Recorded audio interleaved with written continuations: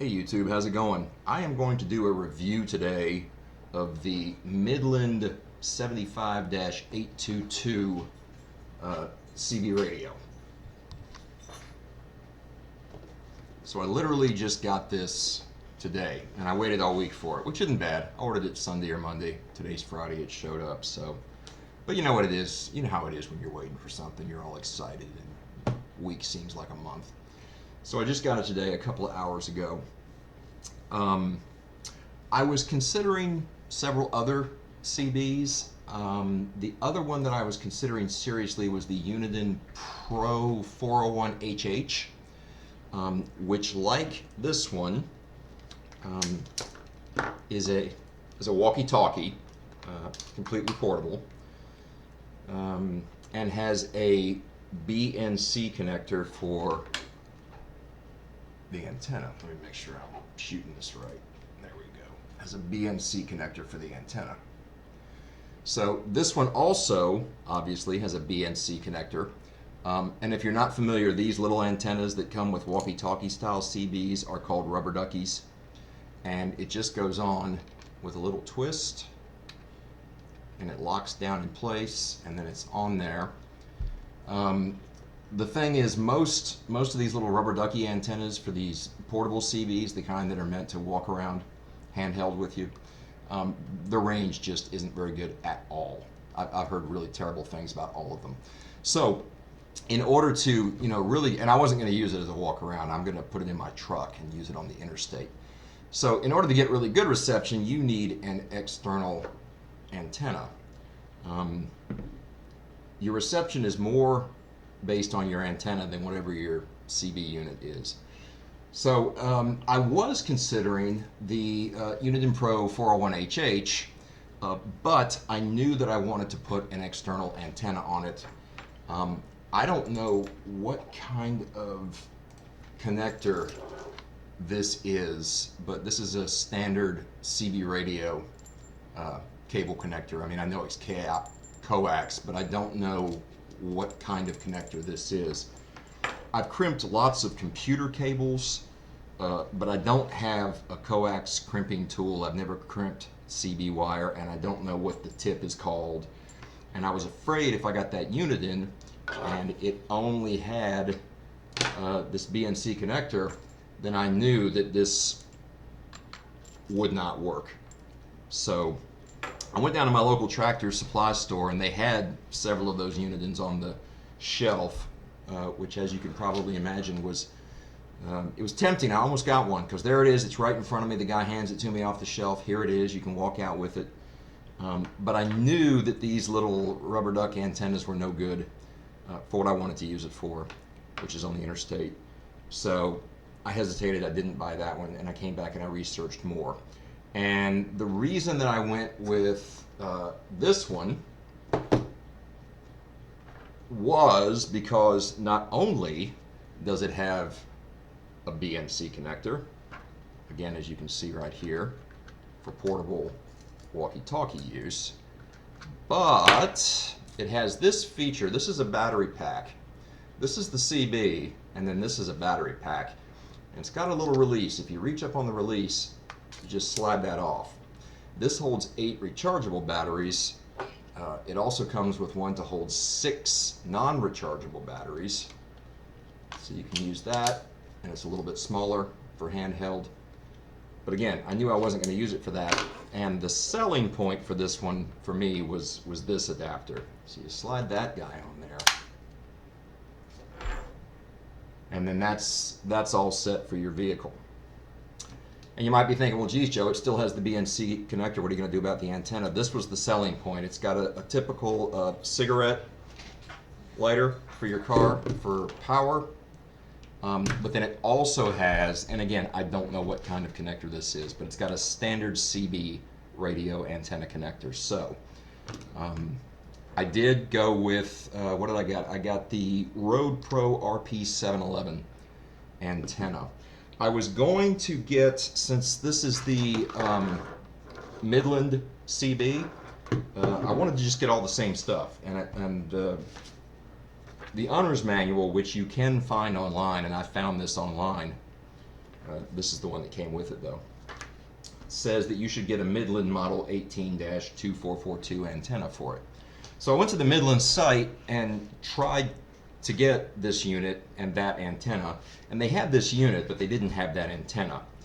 So since I wasn't going to order it all from the Midland site anyway, oh, I also went to another CB radio website just because I didn't want to use Amazon. And again, they had the unit, but they didn't have the specific antenna that Midland recommends. So then I went to Amazon and looked, and sure enough, they had the unit, and they didn't have that antenna, but they of course had several alternate antennas. And on the not Uniden, on the Midland website and on that other CB page that I checked, this was like 110 on one and 120 on the other.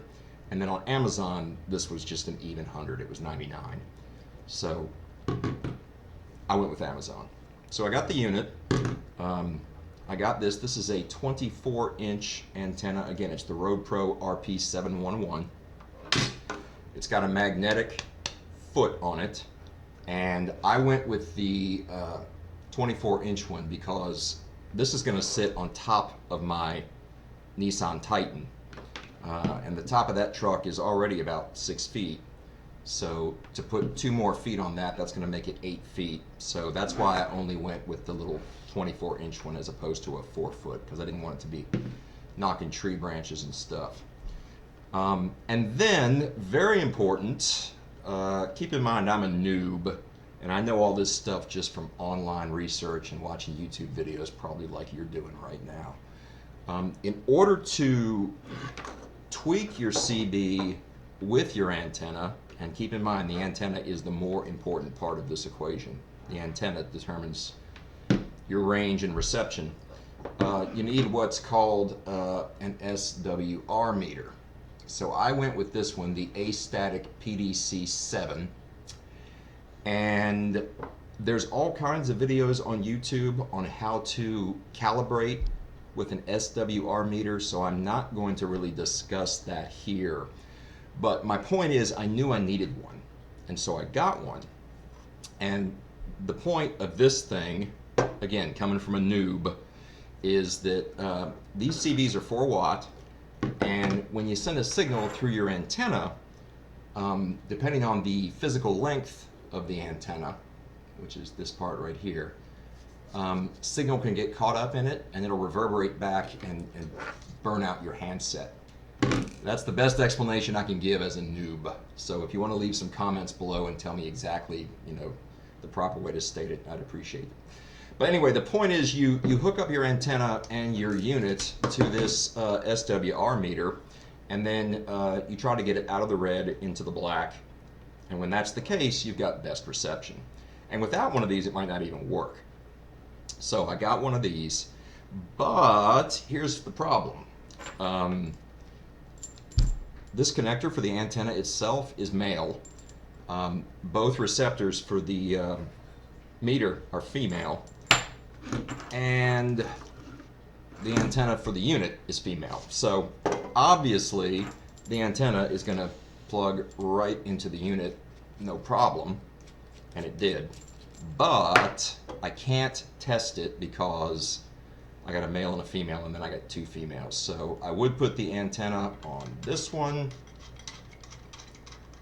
and then I would tighten this one down on the receiver transceiver side. But as you can see, they're the same connector and they're both female. So I can't do it. I'm going to need to get an adapter or just another SWR meter. But I did research enough to know that without an SWR meter, you really just kind of, it's a throw of the dice as to whether your unit's going to work or not. And a lot of people get frustrated because they order CBs and then they don't work, and they get upset saying, well, I bought a piece of junk.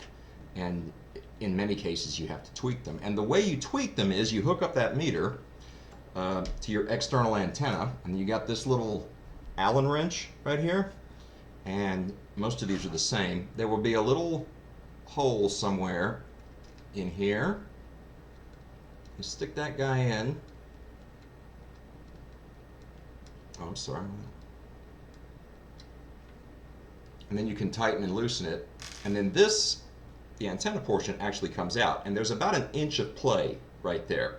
So you can lower it, raise it about 1 inch, and that's where you want to use your SW meter. As you lower and raise it, you'll get out of the black into the, out of the red into the black, and you'll know you have a good connection. So I couldn't do that, so I just stuck the antenna in there, and the reason I'm not loosening it up and taking it out to demonstrate is because I lucked out. Mine works right where I put it, so I'm not going to loosen it and adjust it. But I will eventually get another SWR meter or an adapter, because I want to tune this thing for optimal performance. But if you're considering getting this and wondering if it works, I can report that it does work. Again, I lucked out with my antenna placement. I basically put it in at the bottom and cinched it down with no play in it. Went out, put it on the roof of my Nissan, ran it through the back window, and then got in the truck, and as you can probably imagine, plugged the power adapter into the cigarette lighter, and then plugged the antenna into the antenna adapter, and tighten it down. And then, there's no batteries in this, so it won't come on, but then I turn it on, and then you'll hear squelch, which is that static. And this knob right here is the squelch knob. And to the best of my understanding, you're supposed to adjust the squelch knob just to the point where the squelch stops. So you hear static, and you slowly twist the squelch knob just to the point where it stops, and that's supposed to be your best reception. But I'm a total noob and didn't know what I was doing, so I just went out there and had fun with it. And but I got a report, it works, and I had a blast. I was out there for at least an hour, maybe even 90 minutes, and cruising down. I live in northern Vermont, and I'm right off Interstate 91, and there is a mile marker 150.2, where Interstate 91 hits the highest point that it does in the state of Vermont. So my plan was to go down there, pull over, and just see if I could get any reception. But that's like, 20 miles away. And of course I had to play with it, because I feel like a little kid on Christmas morning. So I'm driving down the interstate the first 20 miles, playing with the squelch meter, and just basically asking for a mic check. And was getting nothing. And a lot of people, that'll happen to them, and they'll get frustrated and think, well, it doesn't work. But I've heard that, CB's kind of a dying fad. Even truckers don't use them that much anymore. And just because nobody answers doesn't necessarily mean your unit is not working. It may be that nobody's listening. It may be that somebody's listening and they just don't feel like answering. So you got to try it out. But at one point, I just kept asking for a mic check. And it was almost like the thing surprised me, like I wasn't expecting it to talk back to me. And at one point, somebody says, "It is working, sir." And I heard it pretty clearly too. And it almost surprised me, because I half didn't expect this to work. So all of a sudden, I'm, like mic check, and I drive a few miles, mic check, drive a few miles. And then all of a sudden, I hear a voice come out of this thing that says, "It is working, sir." And I got all excited. And, just to make sure it wasn't a fluke, I picked it up and said, "Oh, you got me?" And he came back with, "It is working." So perhaps he could tell that I was a noob, and he was just being nice and letting me know my unit worked. But he didn't seem all that chatty. But I was thrilled that I got that response. Then I actually made it down to mile 150.2, which is that high mark on Interstate 91 in Vermont. And I did pull over, and was trying to just, without any trucks going by, just, can I get a copy? Can I get a mic check? And then I thought, well, I've read that these are about good for 4 miles, right? So why don't I wait till some semis go by? And that's exactly what I did. So each time a semi would go by, I would try it. And I had a couple that just simply did not respond. And again, I don't know if that's because they're not listening, or they are listening but they don't want to answer. I don't know if my equipment's broken. It's a brand new piece of equipment, and I'm brand new to the hobby. So, but I got some responses finally. Like I would look in the rear view, because I was northbound, and I'd see a truck coming up, and I'd say, okay, it's a blue Freightliner, and as it passed me, I would see that, for example, it was a Swift truck, right? Just for example. So I'd get on and I'd say, oh, I was on channel 19, by the way. That's the trucker channel, apparently. I would get on and I would say, blue Swift Peterbilt, northbound, mile marker 150. Got your ears on? And I got 2 responses that way. So one guy immediately, yep, I got you. What do you want? And I just said, hey, just checking out the equipment. And he was like, hey, sounds good. And I was like, great. And then I waited. I didn't want to annoy people, so I waited, a couple of minutes for several other more traffic to go by.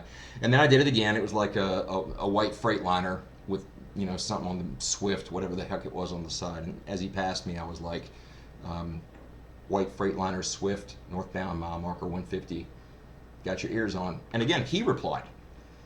And I was like a little kid at Christmas. I thought it was the neatest thing. So I can report that it does work. And then 2 more. So then I was 20 miles from home because I live up at the top at about mile marker 170. So then I just drove home. And I had a truck pass me at one point. And again, I identified him by the make and model of his truck and the mile marker. And he answered. And I saw him, and he might have been a half mile away, but I continued to talk to him even at the half mile away mark. And then he went around a curve and I lost him.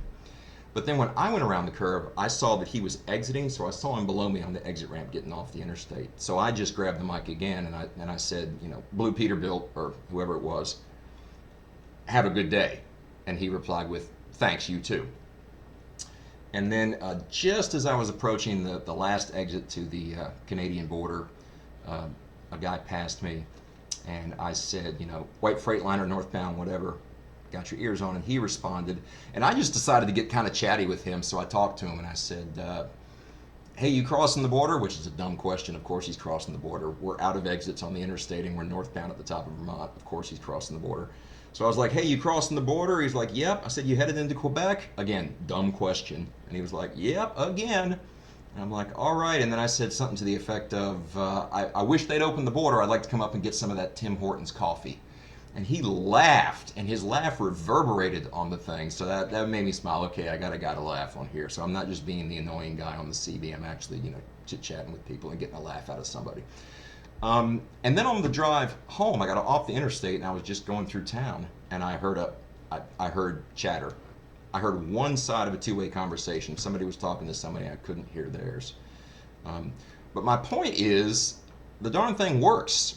And, a few weeks ago, I was on YouTube watching videos like this one, researching all this equipment, wondering, do these things really work?